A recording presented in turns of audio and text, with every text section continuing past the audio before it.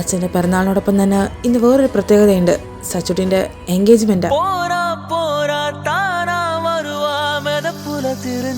രണ്ടുപേരും നല്ല ചേർച്ചയുണ്ടല്ലേ?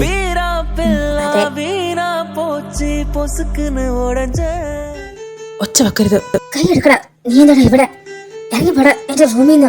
ഇല്ലെങ്കിൽ എന്ത് ചെയ്യും? നിനക്ക് പഠിക്കാനോ ജോലിക്ക് പോകാനോ വയ്യേ? നിനക്ക് കല്യാണം കഴിക്കാൻ മുട്ടി നിൽക്കുവാണോ? ആണെങ്കിൽ നിനക്കെന്താടാ? നീ എന്റെ കാര്യത്തിൽ ഇടപെടാൻ നിൽക്കണ്ട. പിന്നല്ലേ നീ എന്റെ അനിയനാ. ആരടി നിന്റെ അനിയൻ?